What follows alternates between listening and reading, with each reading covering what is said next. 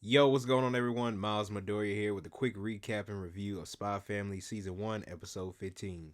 Continuing from Episode 14 with Lloyd and the dog, he shoots aside the vest and lets the dog bite his arm so that he can get the explosive off of him and throws it into the river.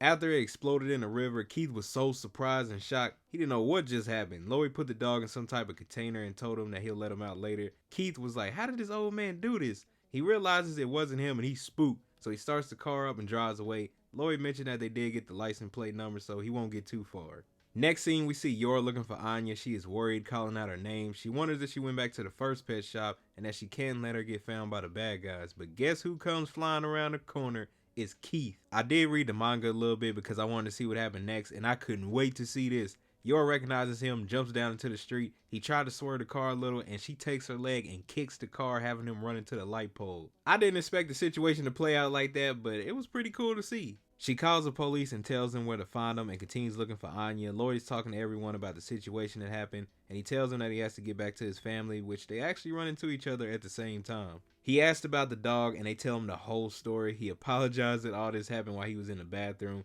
He knows where the dog is from, so he looks back and nods at the handler to come pick up the dog.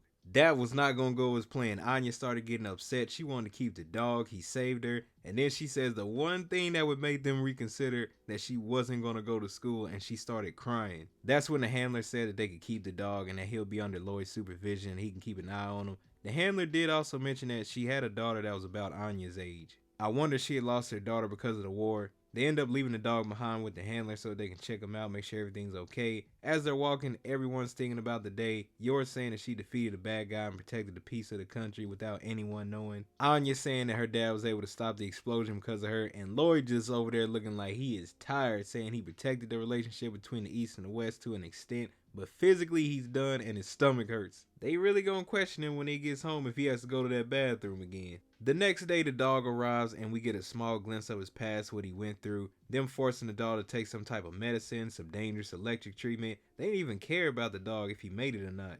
From what he went through in between, him seeing a family right in front of him now that cares about him, he was happy, and I was happy to see this scene as well. Anya goes to school ready to talk about her dog. She tells her friend first, and then after she gets the response that she wanted to hear, she goes to tell Desmond, and he didn't really care at all, so she was kind of shocked. His friends are being rude to her, so he starts to ask what was the dog's name, and she said the name of the dog was Dog. He just walked away and said she was not worth having a dog and wasted his time. I said, man, that was tough to see. Anya gets home from school and they all head to the dog park. She's thinking about what to name the dog. Even Lloyd asked about it, so he did give her some advice on it. They reach the dog park and Anya's so happy. It's just like when they were at the pet adoption event. She tried to get the dog to play fetch, but she said it probably didn't work because he doesn't have a name yet. She starts asking the other dog owners about how did they pick their names. While this is happening, Lloyd starts thinking about in the future when the mission is over, there will be no more of the Forgers and his relationship with those two will end, and that he will do his best to follow up with them. The incident that happened has reminded him that the peace between the East and the West is nothing more than a facade,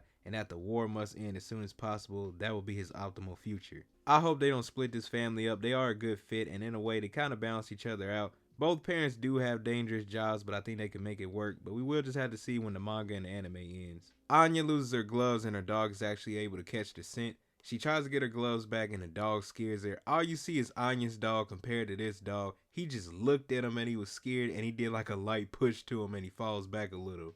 The lady of the dog that got scared was upset. She called him a stray. So did you not just see your dog scare Anya and he had her gloves? That's when she starts to think about the cartoon character named Bond Man, so she then names the dog Bond, so he finally got a name. Back at home, they're all winding down. Lloyd tells Anya to study. After he gets out of the bathroom, Yor calls him over and they see Anya and Bond asleep, and he says that he guess he'll let her off the hook this time, and that's where the episode ends. Overall, I enjoyed the episode. They completed the job. Anya got to keep Bond. We got a glimpse into his past, some funny moments and more. It was a good episode to watch. Comment below what was your favorite part of the episode. Thank you all for watching this video, and I'll see you in the next one.